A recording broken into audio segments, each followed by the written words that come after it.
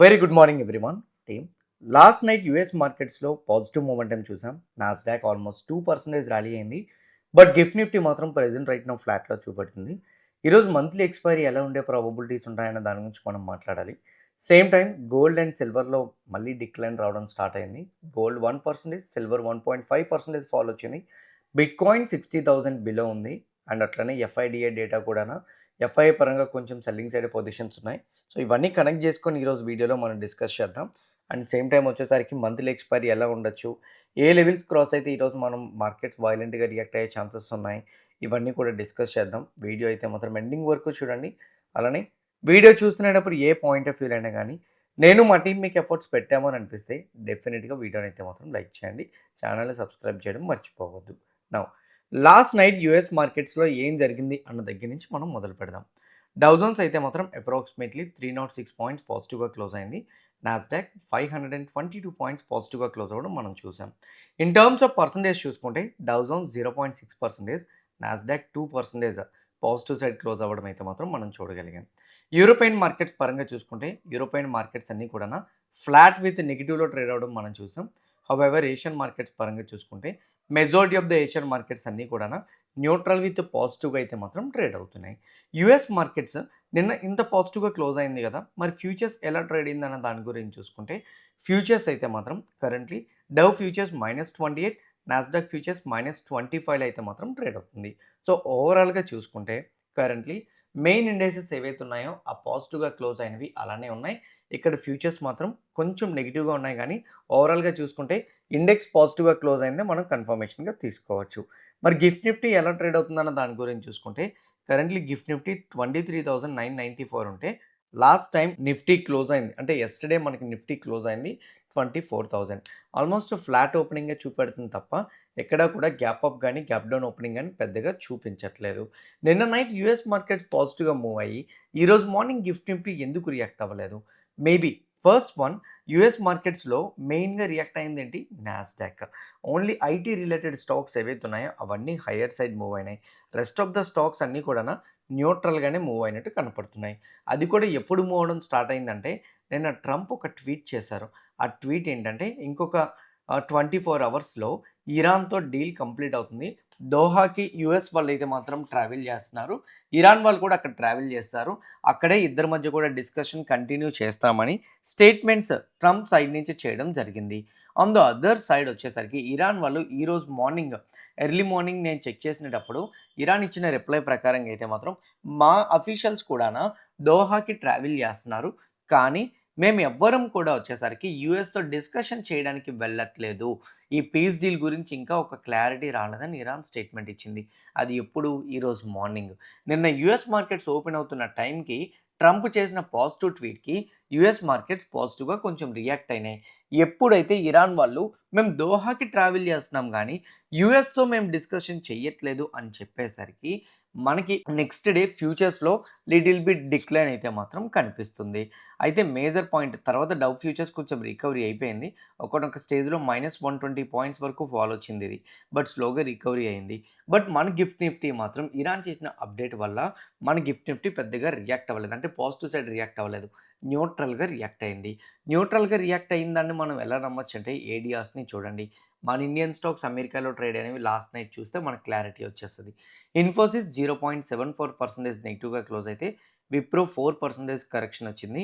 HDFC bank 0.66, ICICI bank 0.64% negative. నిన్న మన IT స్టాక్స్లో విప్రో 4% ఫాల్ రాలేదు, బట్ ఏడిఆర్లో ఆ ఫాల్ రావడం వల్ల ఇన్ఫోసిస్లో కూడా ఫాల్ అంతగా రాలేదు, బట్ ఇన్ఫోసిస్ ఏడిఆర్లో కూడా 0.74% ఫాల్ రావడం వల్ల మేబీ గిఫ్ట్ నిఫ్టీ న్యూట్రల్లో చూపెడుతుందని నేను అనుకుంటున్నా. మళ్ళీ నెగిటివ్స్ అయితే మాత్రం ఏం లేవు. ఇండియన్ రూపీ 94.716 దగ్గర ఉంది. కమోడిటీస్లో క్రూడ్ ప్రైస్ -0.28% నెగిటివ్లో ట్రేడ్ అవుతుంది. Brent oil, crude oil WTI 0.42% నెగిటివ్లో అయితే ట్రేడ్ అవుతుంది. పెద్దగా ప్యానిక్ కావాల్సిన పాయింట్స్ అయితే మాత్రం ఏం లేవు. గోల్డ్ అండ్ సిల్వర్ పరంగా గోల్డ్ 1.7% నెగిటివ్, సిల్వర్ 1.57% నెగిటివ్లో అయితే మాత్రం ఉంది.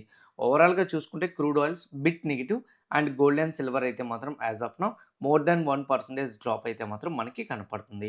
మరి ఏడిఎస్ పరంగా చూసుకున్న లిటిల్ బిట్ న్యూట్రల్గా అయితే మాత్రం ఉన్నాయి. మరి ఓవరాల్గా మార్కెట్స్ని ఎలా తీసుకోవాలి? మన నిఫ్టీ 50 అయితే మాత్రం కరెంట్‌లీ మంత్లీ ఎక్స్‌పైరీ ఈరోజు ఉండడం వల్లనే ఫ్లాట్ ఓపెనింగ్ చూపెడుతుందని నేను అనుకుంటున్నా. ఎందుకంటే నిన్న యూఎస్ మార్కెట్స్ క్లోజ్ అయిపోయిన తర్వాత ఇండియా యొక్క PMI data industry production data release అయింది. ఆ డేటాలో లాస్ట్ టైమ్ 4.9 అయితే మాత్రం ఎక్స్‌పెక్టేషన్ 4.2 నుంచి 4.7 అయితే నంబర్ 5.1 వచ్చింది. Okay. And even manufacturing production చూసుకుంటే 6.1% లాస్ట్ టైమ్ ఉంటే ఈసారి ఎక్స్‌పెక్టేషన్ 5.2 ఉంటే నంబర్ 5.5 వచ్చింది. 2 కూడాను కొంచెం పాజిటివ్‌గానే వచ్చినాయి. నెగెటివ్ అయితే మాత్రం లేదు. మరి ఎఫ్ఐడిఐ డేటా ప్రకారంగా చూసుకుంటే ఎఫ్ఐఐ యెస్టర్‌డే 1350 క్రోర్స్ మార్కెట్‌లో సెల్ చేస్తే డిఐ 2800 క్రోర్ మార్కెట్‌లో బై చేయడం జరిగింది. మేబీ నిన్న సెకండ్ హాఫ్‌లో నిఫ్టీ రీబాలెన్సింగ్ అవ్వడం వల్ల ఎఫ్ఐఐ నంబర్ కొంచెం చేంజ్ అయ్యి ఉండొచ్చు. వాళ్ళు ఎఫ్ అండ్ ఓలో బిల్ చేసిన పొజిషన్స్ చూస్తే FII yesterday బీరిష్ shade positions add చేశారు. ఆల్మోస్ట్ 2,34,000 పొజిషన్స్ ఉన్నాయి. అప్రాక్సిమేట్‌లీ 80% పొజిషన్స్ బీరిష్ షేడ్ వాళ్ళు ఉన్నాయి. ఇండెక్స్ ఆప్షన్స్ షేడ్ వచ్చేసరికి 8,62,000 పొజిషన్స్ అయితే మాత్రం యాడ్ అయ్యి ఉన్నాయి. అండ్ ప్రొప్రైటరీ ట్రేడర్స్ వచ్చేసరికి ఇండెక్స్ ఫ్యూచర్స్‌లో 3,128 ఆప్షన్స్‌లో 81,000. సింపుల్ చెప్పాలంటే ఎఫ్ఐఐ, ప్రొప్రైటరీ ట్రేడర్స్ ఇద్దరు కూడా మార్కెట్‌లో నెగెటివ్ సైడ్ పొజిషన్స్ పెట్టుకున్నారు. వీళ్ళిద్దరూ నెగెటివ్ సైడ్ పొజిషన్స్ పెట్టుకుంటే మార్కెట్ ఓపెన్ అవ్వడం బీరిష్ సైడ్ ఓపెన్ అవ్వచ్చు. లేదా ఓపెన్ అయిన తర్వాత one round of fall maybe మార్కెట్‌లో కనిపించొచ్చు. మంత్లీ ఎక్స్‌పైరీ కాబట్టి వీళ్ళ పొజిషన్స్ ఎంత నెగెటివ్‌గా ఉండేటప్పుడు 11కి, 10కి మోస్ట్ ఆఫ్ ద పొజిషన్స్ అన్నీ డికే అయిపోతాయి.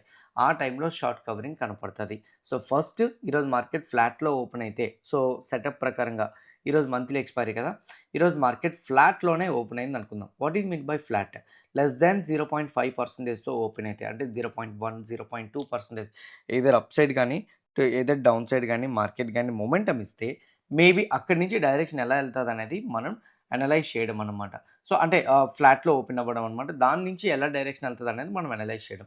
సో ఫస్ట్ వన్ నిఫ్టీ చూస్తే ఫ్లాట్‌లో ఓపెన్ అవుతుంది. ఓపెన్ అయిన తర్వాత first half an hour to 45 minutes ఎక్కడ కూడా ట్రేడ్స్ తీసుకోవద్దు. ఎందుకంటే monthly expiry 2 FII and proprietary traders ఇద్దరు కూడా బీరిష్ షేడ్ పొజిషన్స్ హోల్డ్ చేస్తున్నారు. మేబీ వాళ్ళు ఒకవేళ గానీ మార్కెట్ ఫ్లాట్‌లో ఓపెన్ అయిన తర్వాత స్టార్టింగ్ మార్కెట్‌ని నెగెటివ్ సైడ్ మొమెంటమ్‌ని క్రియేట్ చేస్తే మాత్రం స్లోగా నిఫ్టీ 50ని 23,800 వరకు అంటే 800 వరకు రాదు. ఫస్ట్ ఆఫ్ ఆల్ 23,900 తర్వాత 850 వరకు చూస్తాం. ఆ తర్వాత 800 వరకు డిక్లైన్ చూడడానికి ప్రాబబిలిటీస్ అయితే మాత్రం ఉంటాయి. So this is another point. So నా పాయింట్ ఆఫ్ వ్యూలో అయితే మాత్రం ఎనీథింగ్ నిఫ్టీ 50 అయితే మాత్రం 23,950 ఇప్పుడు రైట్ నౌ ఏదైతే క్లోజింగ్ ఉందో first 45 minutes to 1 hour maybe FIs position selling side ఉండడం వల్ల మార్కెట్‌లో స్టార్టింగ్ నెగెటివ్ మొమెంటమ్ వాళ్ళు ఇవ్వచ్చు.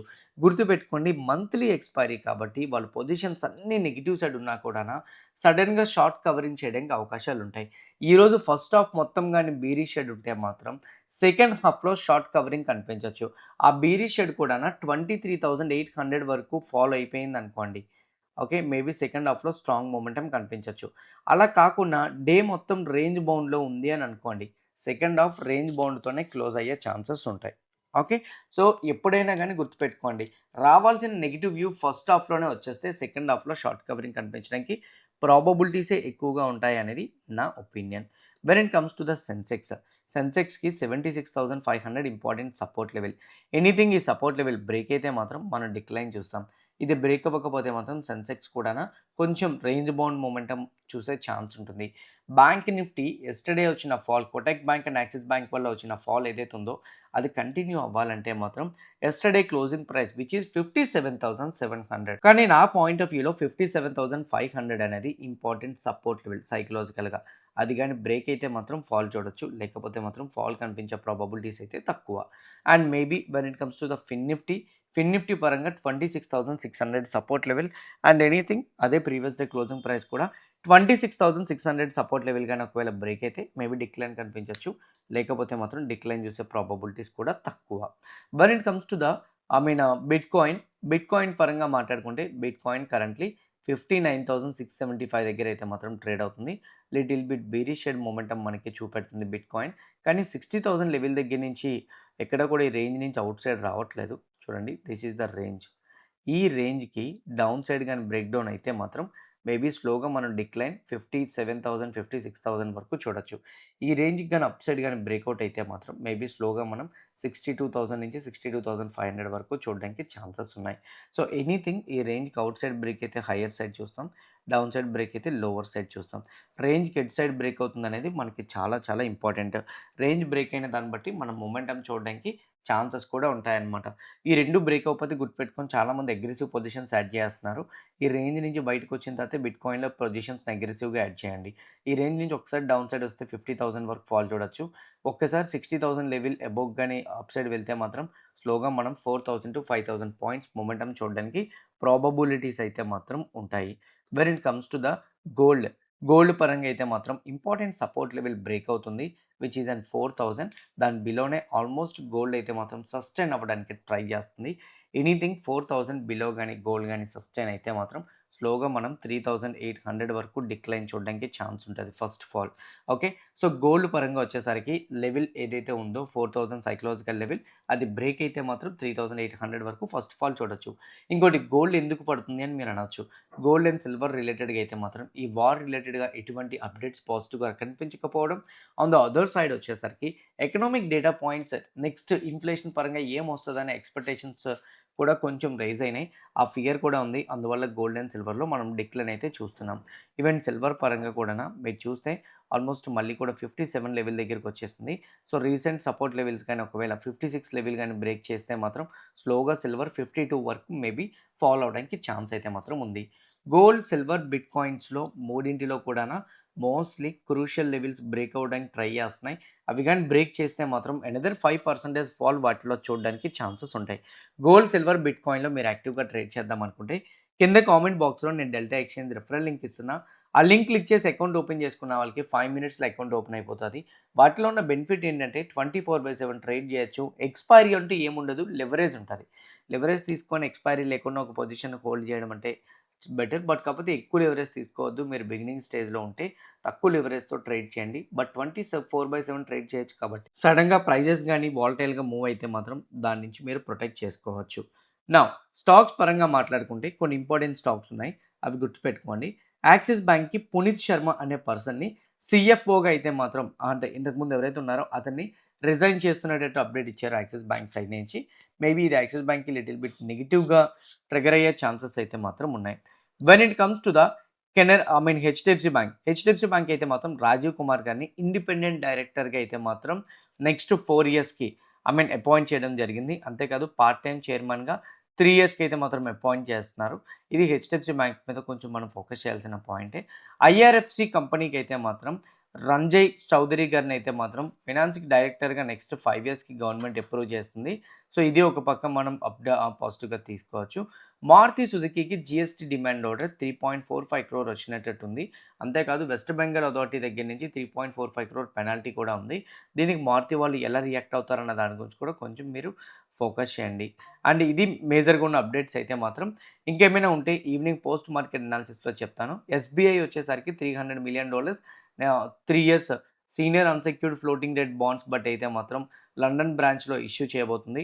ఒకవేళ గాని అది అప్రూవల్ అయితే మాత్రం సో, ఇది ఎస్‌బీఐకి ఒక పక్క పాజిటివ్‌గా మనమైతే మాత్రం కన్సిడర్ చేయొచ్చు. నిఫ్టీ, బ్యాంక్ నిఫ్టీకి సంబంధించిన స్టాక్స్ చెప్పాను. ఇంకేమైనా ఉంటే ఈవినింగ్ పోస్ట్ మార్కెట్ అనాలిసిస్‌లో డెఫినిట్‌గా నేను మీకు అనలైజ్ చేసి చెప్తాను. హోప్ క్లియర్ కట్‌గా నేను ఎక్స్‌ప్లెయిన్ చేసిన డేటా పాయింట్స్, ఇచ్చిన ఇన్ఫర్మేషన్, కనెక్ట్ చేసిన డాట్స్ మీకు హెల్ప్ అయినాయి అనుకుంటున్నా. ఎవ్రీథింగ్ హెల్ప్ అయితే వీడియోని లైక్ చేయండి. ఛానెల్‌ని ఇంకా సబ్స్క్రైబ్ చేసుకోకుండా వీడియో చూస్తూ ఉంటే ఛానెల్‌ని కూడా సబ్స్క్రైబ్ చేసుకోండి. ఇదే వీడియో మీ ఫ్రెండ్స్ ఆర్ మీ రిలేటివ్‌కి షేర్ చేస్తే హెల్ప్ అవుతుందనుకుంటే వాళ్ళకి కూడా షేర్ చేయండి. See you all today evening at 5 p.m. in post market analysis. All the best, everyone. Bye bye.